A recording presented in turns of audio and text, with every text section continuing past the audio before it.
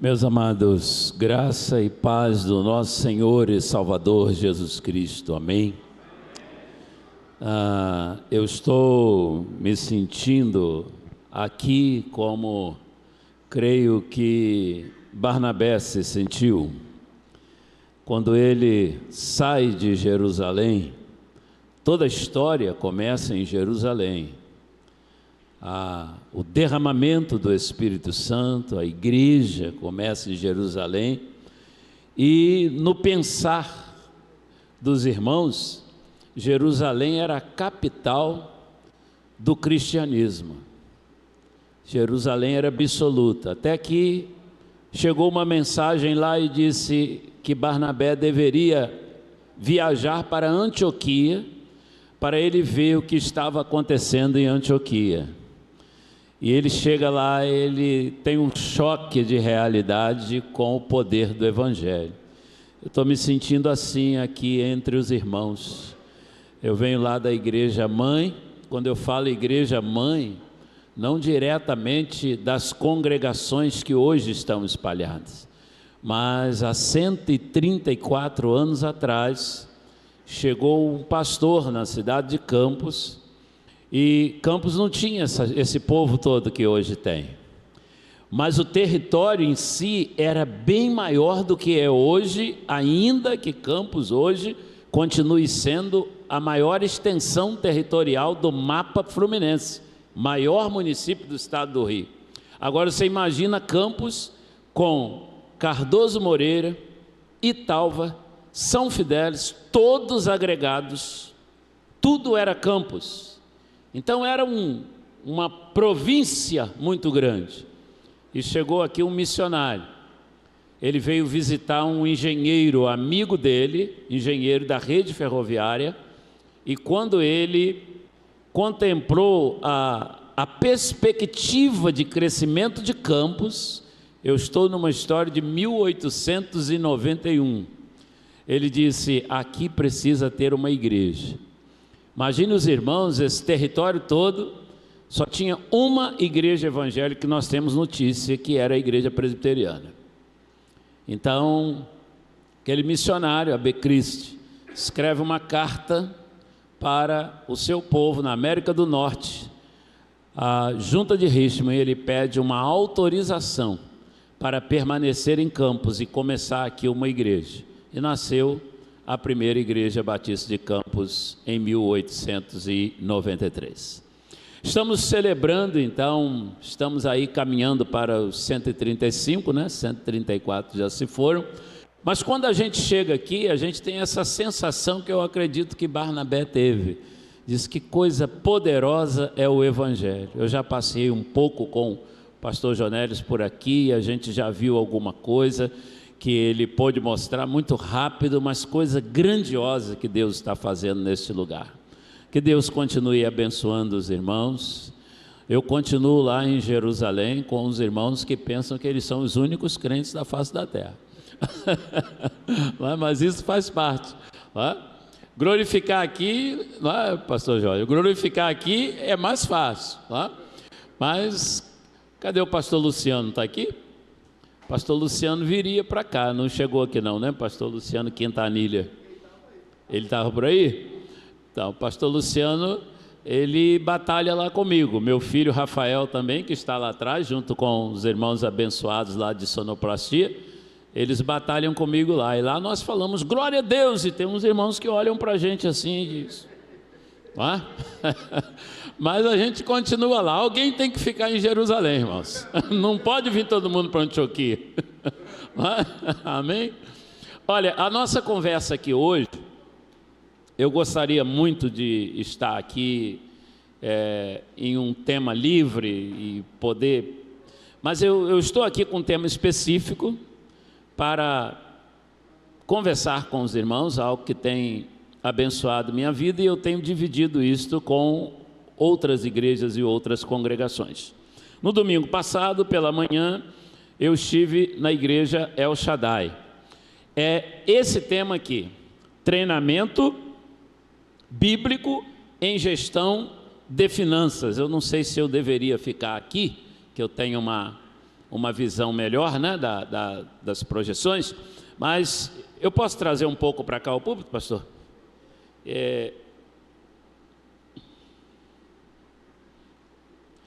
Então vejam bem, o que me leva a isso aqui, deixa eu me apresentar. Opa, onde eu mexi lá? Isso, aí. Eu que estou controlando aqui ou vocês aí? Vocês aí? Ah, tá, tudo bem. Então, o meu nome é Rogério, tá? Rogério Vieira, eu sou casado com a Silvia Maia, pai do Rafael, da Amanda. Amanda casou-se tem 2 semanas, nós estamos ainda nos adaptando à ideia, né? Da saída da Amanda. Fui formado em teologia 30 anos atrás, pelo Seminário Teológico Batista Fluminense. Não parece não, mas a minha certidão de nascimento, ela confirma o que eu estou falando. Só de ministério são 35 anos. Então, graduando em psicologia, eu tenho usado essa graduação de psicologia para ajudar nesse assunto aqui. Esse aqui não é um assunto de psicologia. Psicologia é um viés que ajuda a gente a conversar sobre esse assunto. E uma complementação com o meu amigo, irmão Luciano Fernandes, um médico que deixou 10 anos de medicina, cirurgião gastro, para se tornar educador financeiro. E é um homem de Deus. Ele usa essa arte para pregar o evangelho para grandes empresários, para pessoas que são importantíssimas na sociedade paulista, e ele não se exime de trazer a palavra de Deus dentro desse contexto. Meus irmãos amados, esse assunto é um assunto por demais importante. Gestão financeira, gestão bíblica, um treinamento bíblico. Olha, eu não sei se você já leu em algum lugar, curiosamente, aproximadamente 500 versículos da Bíblia falam sobre fé. Jesus fala sobre fé, aproximadamente são 500 versículos na Bíblia falando sobre fé. São aproximadamente 500 versículos na Bíblia falando sobre oração. Então, a oração é um assunto demais importante. A fé é um assunto por demais importante. Mas, pasmem, 2.350 versículos da Bíblia falam sobre dinheiro e administração financeira. 2.350 versículos da Bíblia. Eu creio que isto diz para nós o quanto é importante, isto diz para nós o quanto é significativo. Espera aí, vamos lá. Vocês estão no módulo 2 e eu estou no módulo 1, mas não tem dificuldade que o módulo já está aqui, eu só me ajuda muito quando eu tenho a transparência para os irmãos. Isso, esse módulo aí é o 2. Aí, pode voltar. Aí, então, curiosamente nós temos negligenciado, irmãos, deixa eu nessa introdução falar uma coisa para os irmãos. Eu sei que aqui tem irmãos que estão passando dificuldades financeiras tremendas. Nós estamos num país que está atravessando um momento muito difícil. Mas é muito dolorido para um crente, quando a gente chega em algum lugar para fazer uma compra, que alguém diz assim, CPF, e aí você diz assim, não, depois eu volto, porque você fica envergonhado de mostrar o seu CPF, porque ele está comprometido. Isso é doloroso para nós. Penso que Satanás tem usado isso para nos desmoralizar. E às vezes nós ficamos focados, preocupados. Eu tenho que ter um temperamento sereno, eu tenho que ser moralmente exemplar, eu tenho que ser uma pessoa zelosa com o Evangelho. E a gente esquece do nome da gente. no aspecto financeiro. E nós somos homens de Deus. E homens de Deus, creio, irmãos, não estão aqui para passar vergonha. Nós não estamos aqui para isso. Então, eu quero conversar com os irmãos aqui sobre um trilho. Toda escalada, né, ela tem os seus degraus. Então eu quero conversar com os irmãos sobre um trilho para nós alcançarmos uma vida financeira de acordo com a vontade de Deus. Se nós encontramos 2.350 versículos na Bíblia falando sobre isso, se das parábolas de Jesus, aproximadamente 16 a 18, das 38, ele aborda questões financeiras. Quando Jesus fala sobre a parábola dos talentos, eu não posso enterrar o talento, eu tenho que evangelizar. É claro que é isso que ele está falando, é claro. Mas qual foi a figura que ele usou? Ele usou a figura de um crescimento financeiro. Ele falou do servo que enterra os talentos, o servo que trabalha com o talento e multiplica um pouco esse talento, e o outro servo que faz o talento abundar. Então Jesus estava falando de assuntos administrativos e financeiros. Jesus disse que para um homem construir uma torre, ele tem que sentar primeiro e fazer cálculo. O que é cálculo para a construção? É finanças. Quanto que eu vou gastar nisso, quanto que eu tenho para fazer? E ele advertiu, se esse homem não faz isso, ele vai passar vergonha. As pessoas vão rir dele. Então, meus amados, eu quero conversar um pouquinho com os irmãos aqui, se possível for. Isto, trabalho. Eu quero falar o seguinte: o primeiro degrau que a gente precisa subir para um crescimento equilibrado da nossa vida material, nossa vida financeira, chama-se trabalho. No campo espiritual, tudo começa com oração. Efésios 6,12, o apóstolo São Paulo diz: não temos que lutar contra a carne e o sangue, mas sim contra principados e potestades, contra as hostes espirituais da maldade nos lugares celestiais.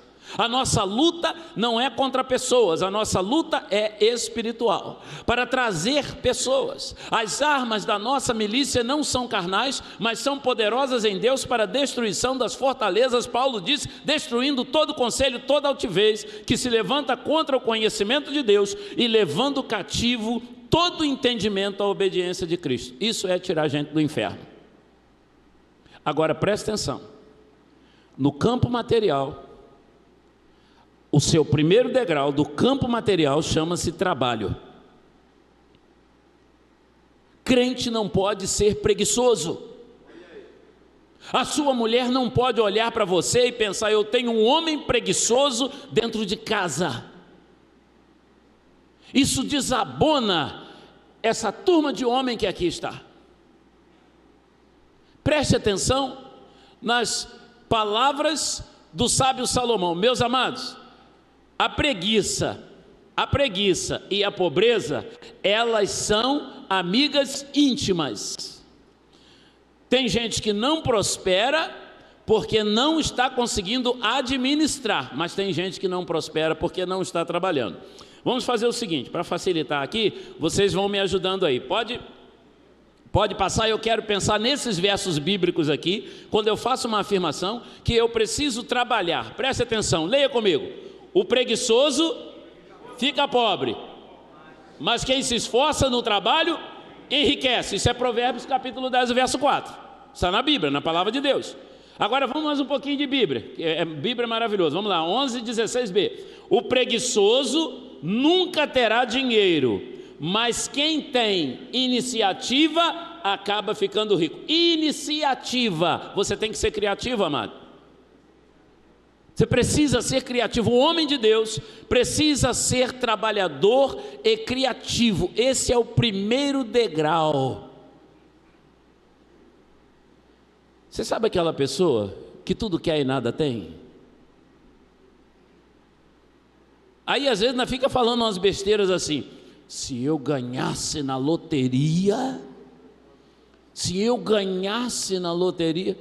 Eu tenho um amigo, eu fui radialista há algum tempo, um amigo meu disse que falou com o pastor da igreja dele, o líder da igreja dele, ele perguntou para o líder, né?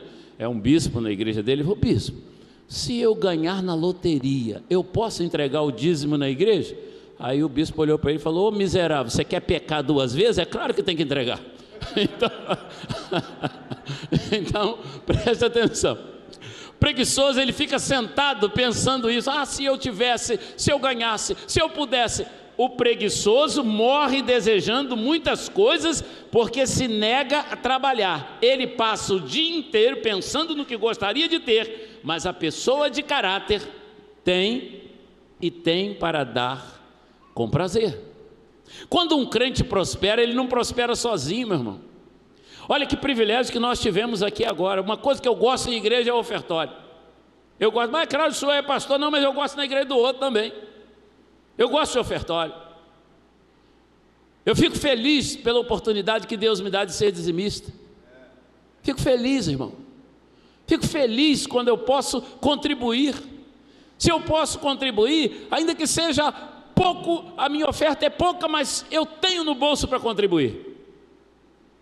Tem 35 milhões de brasileiros que não tem dinheiro para comprar um pão. E tem crente com dinheiro no bolso, parece que tem uma lacraia dentro do bolso que ele não mete a mão para tirar uma oferta. E são os que mais dão opinião na obra de Deus, os que mais criticam o que a gente está fazendo na igreja. É a experiência de 30 anos de ministério, irmão. Os que mais criticam são os que não contribuem. Eu quero contribuir. Como que vai ser administrado? Os líderes da igreja precisam saber diante de Deus. Eu estou aqui para contribuir para a obra crescer. Esse é o desejo do coração que inundou a igreja primitiva.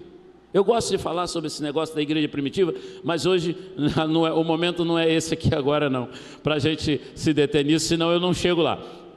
Bom, então vamos lá. Segundo, primeiro é isso aí, trabalho. Segundo, novos aprendizados. Crente, procura se aperfeiçoar, procura melhorar naquilo que você faz, seja bom no que você faz. Quando você é melhor do que a concorrência, você tem mais campo para trabalhar. Presta atenção. Você tem um carrinho velho. Aí o Zé, eu tenho um amigo lá em São Fidélis que é um mecânico, Pelé. O Pelé não tem um galpão, Pelé não tem oficina. Eu conheço Pelé há mais de 20 anos trabalhando como mecânico. Sabe onde Pelé trabalha? Debaixo da árvore. Numa rua no bairro Montes, debaixo da árvore. Quem conhece São Fidélis conhece Pelé. Só que tem uma coisa: qualquer encravo que você levar de jipe, de rural, de fusca, Pelé conserta. Pelé conserta. Então eu tenho lá um bugrezinho, lá na pousada, eu pego o bugre, levo lá, o Pelé faz um serviço, conserta e tal. Aí eu vou comprar um carro novo, com garantia. A pergunta que eu te faço: meu carro dá um problema, você acha que eu vou levar um carro de 120 mil reais para o Pelé mexer? Você levaria? Não. Você não leva. Por quê? O Pelé é honesto e faz bem dentro do nível dele, mas ele não evoluiu, ele não cresceu. Quando você não evolui, você não cresce, você determina a sua clientela e as portas que se abrem para você. Se você não quer estudar achando que sabe tudo, acompanhe o sábio Salomão. Preste atenção. Um trabalho excelente atrai clientes excelentes. Leia comigo Provérbio 22, 29. Vamos ler juntos ali. Você conhece alguém que faz bem o seu trabalho? Saiba que ele é melhor do que a maioria, e ele merece estar na companhia dos reis. Por que na companhia dos reis? Porque ele faz bem o seu trabalho, e os reis irão recorrer a ele. Hoje a coisa que está na moda é ter barbeiro para todo lado, não é assim? Mas tem um negócio que parece um mistério, rapaz. Tem uns barbeiros que você não consegue. Você chega lá, o cara está sempre cheio. E corta cabelo igual os outros cortam. Nós estamos vivendo uma crise de atendimento em Campos sem precedente, uma coisa horrível. As pessoas estão atendendo a gente cada vez pior. Eu levei 3 foras hoje no comércio. 3 foras. Eu levei no comércio. O último, o cara me pega para fazer um serviço no carro e ele começou a fazer, mandou eu comprar uma peça, eu fui comprar uma peça e o cara foi indicado como um dos melhores. Aí eu estou lá para o cara fazer o serviço e tal. Mandou comprar a peça, eu estou olhando para a hora, ele pega um carro, pega no outro, pega nenhum, pega no outro, pega nenhum, pega no outro. Aí eu cheguei perto dele, meu irmão, ia dar 5 horas. Eu tinha uma paciente para eu atender 18 horas na clínica de psicologia. Eu tinha uma paciente 18 horas. Aí eu cheguei perto dele, já ia dar 17. Eu cheguei perto dele e falei, meu irmão, se não der para fazer o meu serviço ali, não tem problema. Você me libera e eu volto aqui amanhã. Ele, mas aí não tem condição, a gente não tem condição, o senhor está vendo como é que está a oficina? Eu falei, não, pai, sabe o quê? Eu tenho uma paciente, ela vem de longe, de outra cidade, para eu atender, e depois da paciente eu tenho um compromisso na igreja. É só isso, sem problema nenhum.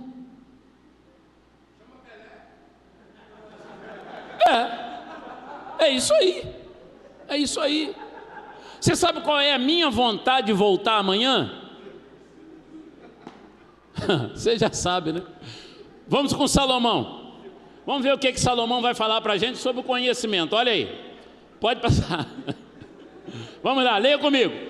Filho, se você parar de aprender, logo... É isso que está aí, não se atualiza. Vamos lá, 15, 14. Quem é sábio, procura aprender. Os tolos, com a sua própria ignorância. Olha a palavra de Deus falando para nós. O princípio fundamental do saber é: procura obter sabedoria, investe todo o seu ser e o que possuís para adquirir entendimento, dedica grande consideração à sabedoria e ela te exaltará. Abrace a sabedoria e ela te honrará. Meu irmão, vai estudar. Vai estudar. Estuda. Pastor, minha vontade é só falar do Evangelho. Amém, estuda mais Bíblia, para não falar besteira. Vai estudar, estuda. Se aprimora naquilo que você está fazendo, naquilo que Deus te chamou para fazer, tá bom? Então vamos lá, para o degrau seguinte, que senão a gente fica aqui fora, perde o tempo. Então vamos lá. Perde o cronômetro, tá, irmãos? Esse é o significado da expressão. Então vamos lá. O degrau 3 para a gente. Honestidade. Honestidade, preste atenção.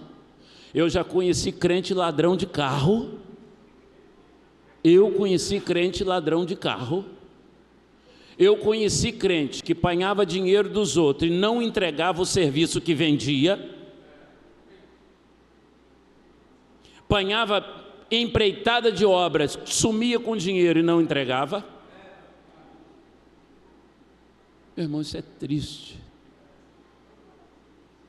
Isso é triste. Aquele marido da irmã que é incrédulo, ele vai ficar mais incrédulo ainda se isso acontece. Com relação ao crente, o diabo usa isso contra nós. Sabe por que eu estou falando isso aqui, irmãos? Porque nós não somos perfeitos. Nós somos falhos.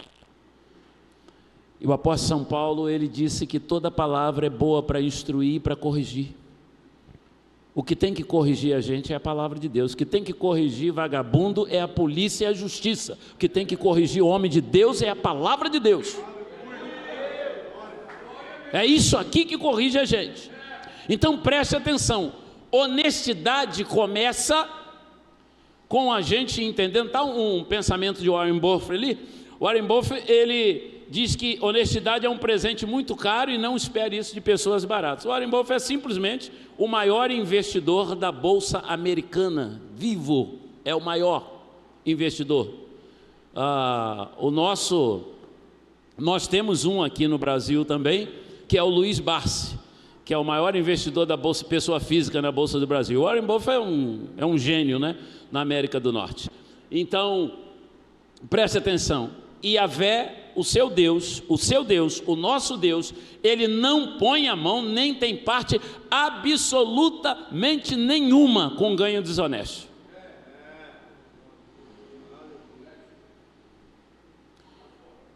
Moto roubada, carro clonado, meu irmão, isso não nos pertence. Não nos pertence. Entende?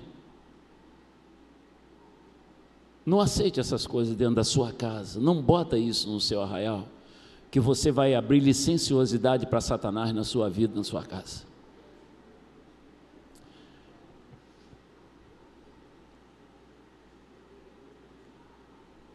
A nossa meta está além daqui.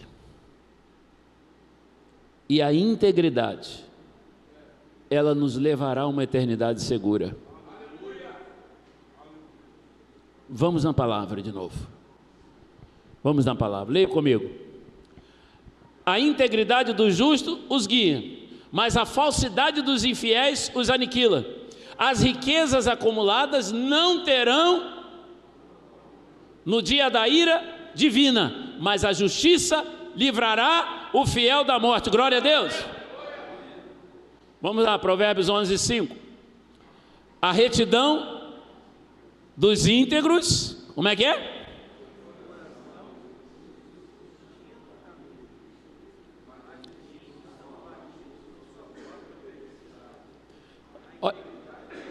Olha que riqueza isso. Vamos lá.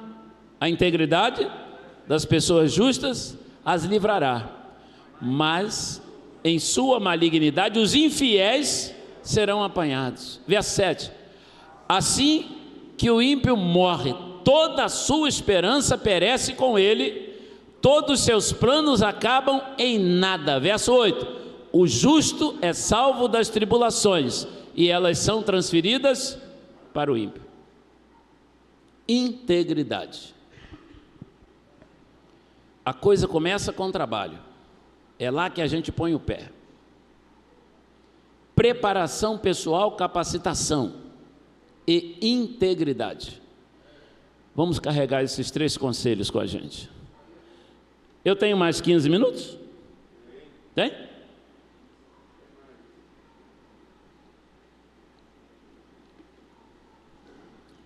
Está dando para a gente absorver o que estou falando? Se está dando para a gente absorver, obrigado, meu filho.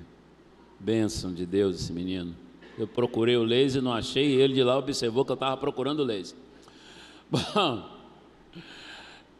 aquilo que você luta, nós estamos na 2 aqui, não é isso? No módulo 2, correto? Isso, então vamos no 2. Vamos lá no 2. Isso aqui a gente já viu. Vamos no 2. Só que alguns dados aqui que eu coletei de alguns apostadores, esse pessoal que ganha fácil e fácil perde. E ali tem uma coisa interessante desses apostadores, esse camarada aqui, ó, Alex e a esposa dele, Rhoda Thor. Eles ganharam 13 milhões na loteria americana. A loteria americana, ela distribui dinheiro diferente da nossa aqui, ela não paga um prêmio assim, a pessoa pode se programar para levar 10 anos recebendo, então ela vai recebendo uma quantia, aquele dinheiro já está aplicado, ela vai recebendo. Esse camarada em 10 anos, aqui, ou em 15 anos, ele destruiu 13 milhões de dólares, briga, morte, prisão, e acaba na pior. Esse outro aqui, o Domingos, o baiano, um rapaz de 19 anos ganhou 30 milhões e em 5 anos ele estourou 30 milhões.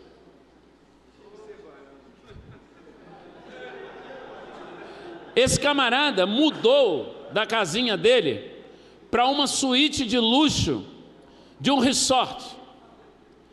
Você imagina quanto que esse cara gastava por dia, comendo salmão e lagosta, e orgia, com prostitutas. Esse cidadão conseguiu em 5 anos voltar para a comunidade onde ele morava sem um centavo no bolso. Esse senhor aqui, Fredolino José Pereira, 71 anos, ele tem uma história de ganho de 10 milhões na Mega Sena em 2018. Fez uma sociedade errada, sofreu um golpe, fundou uma funerária e depois enterraram ele no caixão que ele vendia. Presta atenção, leia comigo isso aqui, leia aqui. A riqueza...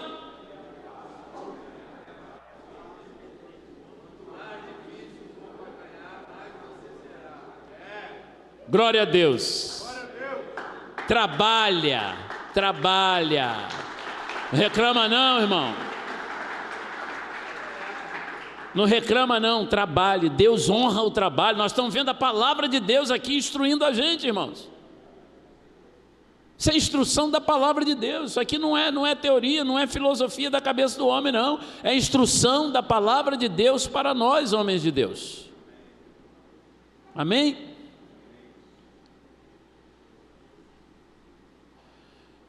Agora eu vou ali no módulo 2, ele é mais rápido do que esse aí, do que o 1.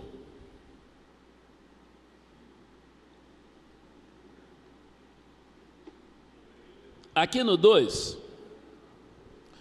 então vamos lá, treinamento bíblico em gestão de finanças, é o M2. Aqui no 2, abre aí, tem a introdução, porque muitas das vezes a gente trabalha só com o 2, por isso que tem a introdução aqui. A introdução e tem a apresentação também. Volta um pouquinho, que eu quero ler essa introdução. Princípios estabelecidos por Deus para você prosperar. Eu falei lá sobre os degraus, tá? Os degraus, eles falam mais sobre você. Tem alguma coisa lá que a gente fala sobre a instrução que Deus está dando e exigindo, aí eu trouxe alguma coisa para cá disso aí.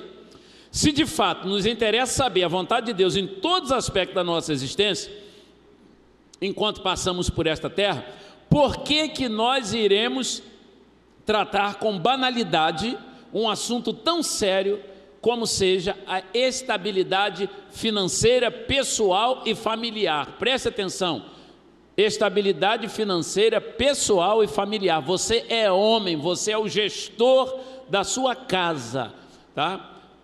A internet está desconstruindo a masculinidade e o papel do homem na família. E eles estão fazendo esse trabalho não sozinhos, eles estão apoiados pela escola, pelas universidades. E os meninos não estão aprendendo a ser homens. E se a gente não trabalhar isso aqui dentro da igreja, meu irmão, não espere lá de fora, ninguém vai fazer isso, até porque hoje todo mundo quer ficar bem com todo mundo, ninguém vai botar a cara na reta para falar o que a gente fala aqui dentro da igreja. Ninguém vai fazer isso. Então vamos agora pensar em princípios estabelecidos por Deus. Tá bom, vamos lá. Vamos lá. Primeira coisa, reverência e temor na presença de Yahvé. Reverência com assunto financeiro. Às vezes a gente fala, olha a reverência no culto, olha a reverência não sei aonde, olha a reverência, e a gente não tem reverência com assunto financeiro. Nós precisamos, a primeira coisa que o Senhor Deus quer que eu entenda é isso aí. Então vamos falar sobre suas posses. Alguém tem uma nota de R$5? Eu não vou pedir que você me dê não, só queria saber se você tem. Tem? Mostra para o povo. Não, mostra para o povo, não precisa ofertar agora não. Mostra para o povo, nota de 5. A pergunta é a seguinte, essa nota chegou na sua mão de forma honesta, irmão? Sim. Então, essa nota te pertence porque ela foi conquistada de forma honesta, não é isso? Essa nota que está na mão dele é dele, irmãos?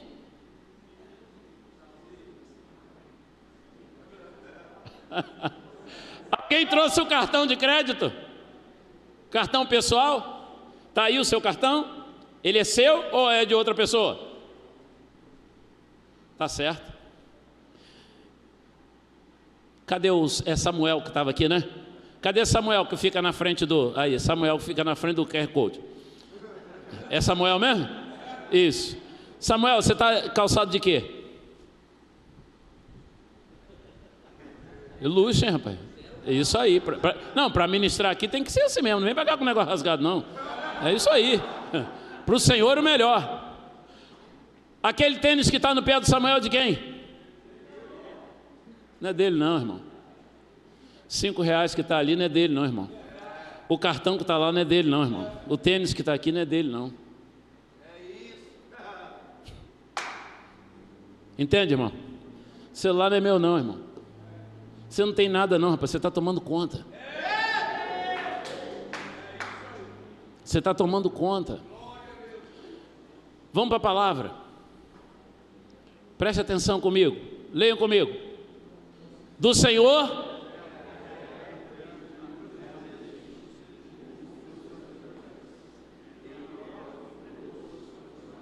e firmou. A versão de Almeida diz: do Senhor é a terra, sua plenitude, o mundo e os que nele habitam. Quem é dono de tudo, irmão? Exato, você está tomando conta. Como é que está o seu carro? Está imundo? Tudo sujo? Como é que está o quintal da sua casa?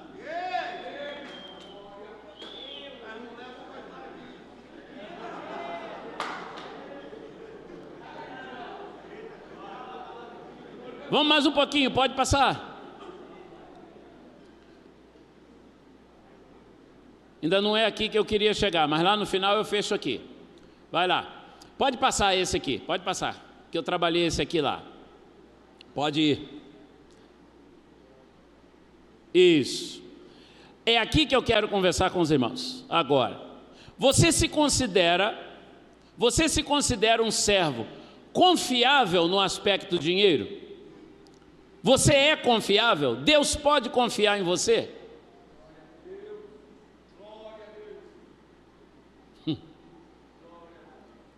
Se você é confiável, você é dizimista. Se você é confiável, você trata com zelo aquilo que o Senhor coloca nas suas mãos. Se você é aquele servo que trabalha, ganha e gasta, trabalha, ganha e gasta, trabalha, ganha e gasta, quando chega no final do ano, você olha para trás e diz assim: eu não sei o que eu fiz com todo o dinheiro que eu ganhei. Você está trabalhando há 10 anos, há 20 anos, e você não tem absolutamente nada em reserva. O que está acontecendo? Existe um problema aí de administração pessoal. Quando Jesus falou da parábola dos talentos, ele falou um negócio lá pesadíssimo. Pesadíssimo. Se você não for confiável para as coisas terrenas, quem vos confiará as coisas celestiais? Eu não posso estar aqui endividado.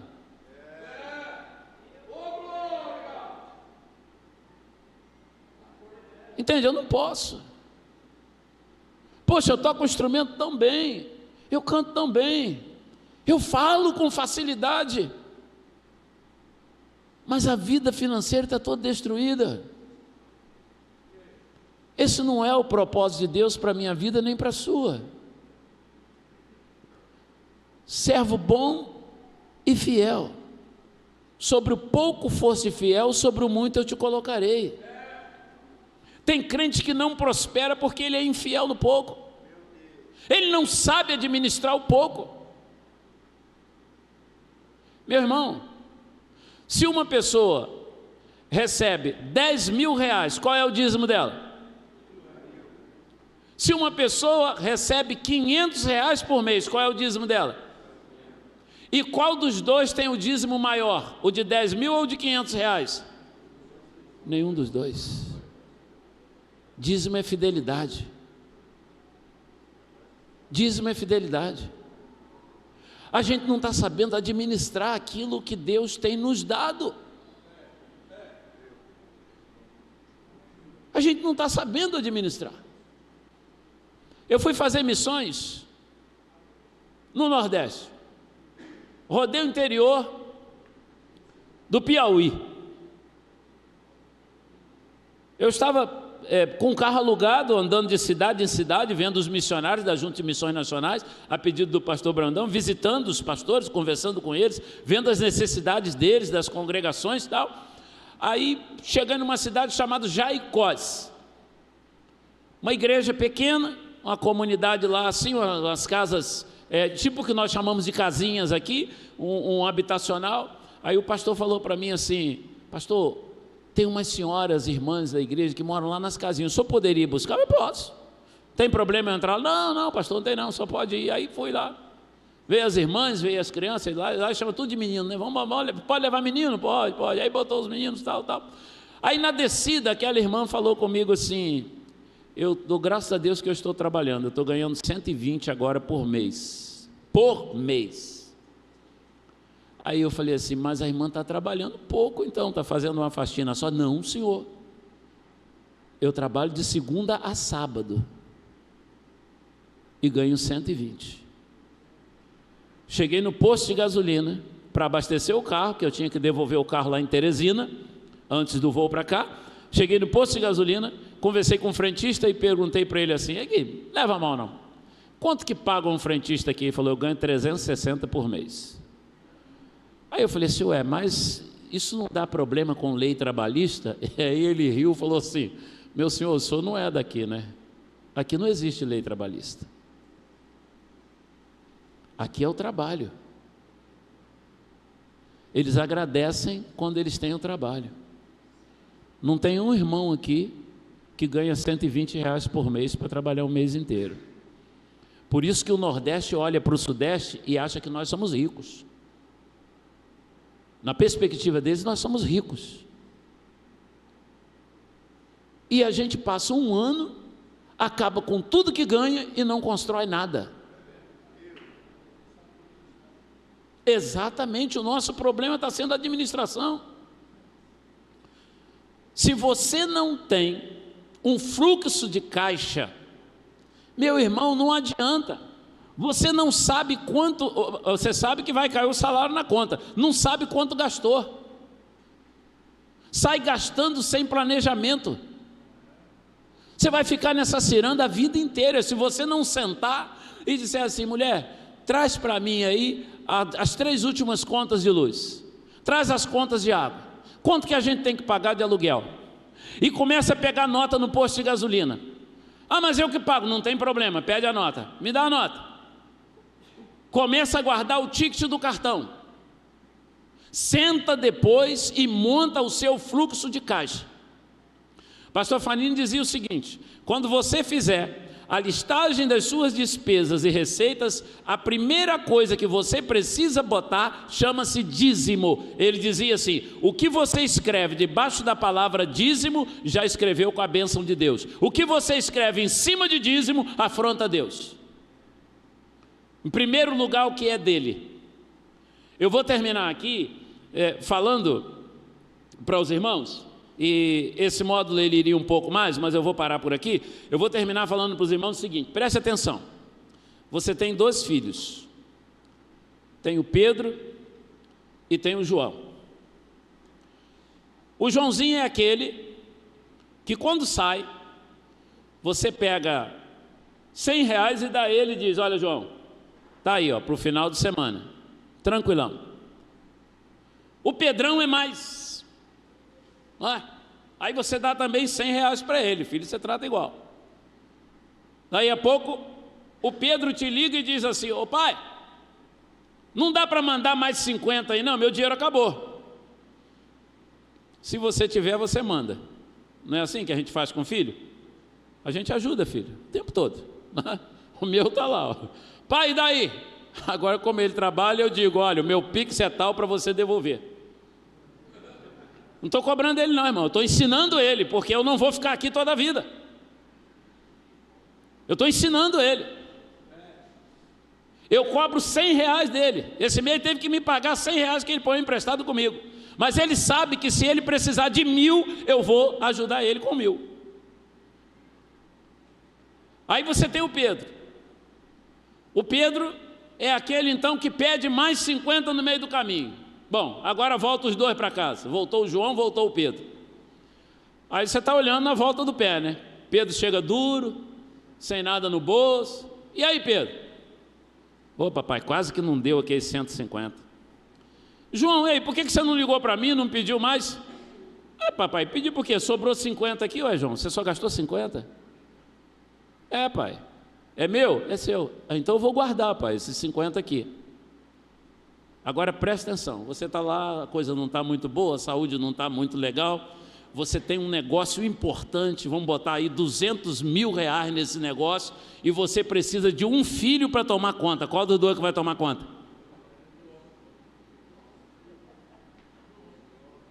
É por isso que tem crente que não sai da pobreza. O pai não pode confiar nele. Ele não administra aquilo que o pai entrega nas mãos dele. Isso é a parábola do talento, amado.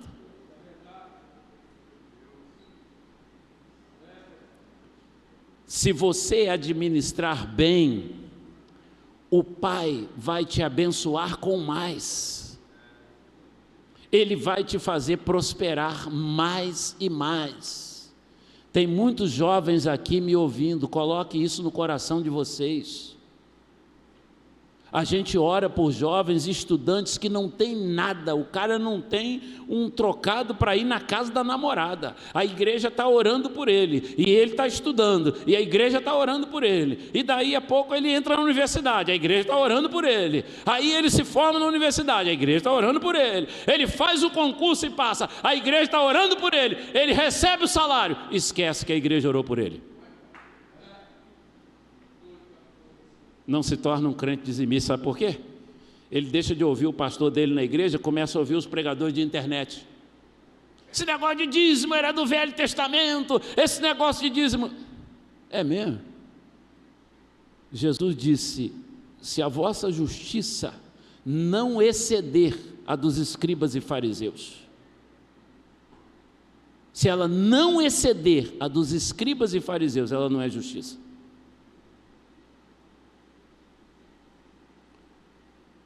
Contribua. Deus abençoa quem transborda na vida do outro. E quando eu contribuo na igreja, eu estou transbordando na vida de outros. Quem aqui 10 anos atrás não era crente, levanta a mão. Está aí, irmãos. Eles foram alcançados. Tem gente do lado de fora para ser alcançada. Mas você precisa semear aqui. Se você semeia aqui, a obra avança. Nós estamos passando uma crise tremenda por conta dessa desconstrução que estão fazendo na cabeça dos crentes. Muitos crentes estão omitindo aquilo que é do Senhor. Mas a consequência disso será ausência de prosperidade no arraial. E isso é triste demais. Então, preste atenção. Eu quero fechar com Ageu, capítulo 2, o verso 8. Ageu, capítulo 2, o verso 8. Se você não encontrar aí, nas minhas anotações, a gente lê na palavra. Ageu, profeta Ageu, capítulo 2, verso 8. Se você não encontrar nas minhas anotações, pode jogar a Bíblia para cá que eu quero ler com todo mundo. Vamos lá? Leia comigo. Tanto a prata quanto o ouro me pertencem, declara, Ele é o dono de tudo. E para sempre será. E esse tudo inclui a prata e o ouro. Prata e ouro é dinheiro, irmão. Aliás, isso aqui, é o ativo mais forte que existe na economia mundial. é ouro. Você sabia disso? Uma mansão que era comprada em 1950 por 6 barras de ouro, o equivalente dela hoje continua sendo comprado com 6 barras de ouro. Não existe nada que fosse comprado, nenhum bem que fosse comprado com dólar em 1950 que hoje esteja valendo a mesma quantidade de dólar. Tudo subiu. Não é assim? Quem comprou um terreninho ali naquele loteamento que estava começando, quem conhece tudo aqui em volta, quem comprou no Julião Nogueira aí 10 lotes de terra quando não tinha nada, hoje está como o adágio popular, está com burro na sombra, com 10 lotes de terras. Por quê? O valor monetário disparou.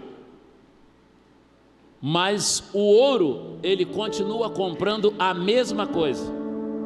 A quantidade de ouro que comprava 10 terrenos é a mesma quantidade de ouro, continua comprando. Então esse é o ativo mais forte que nós temos. Aí o Senhor Jeová diz assim: isso tudo é meu, pertencem a mim.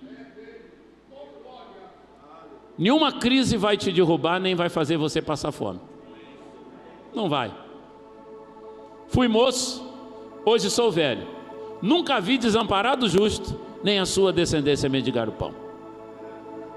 O segredo é só fidelidade com Ele, honestidade no que faz, diligência no gastar, preparação para ser o melhor, e trabalho, trabalho e trabalho, nada de preguiça. Deus te abençoe em nome de Jesus.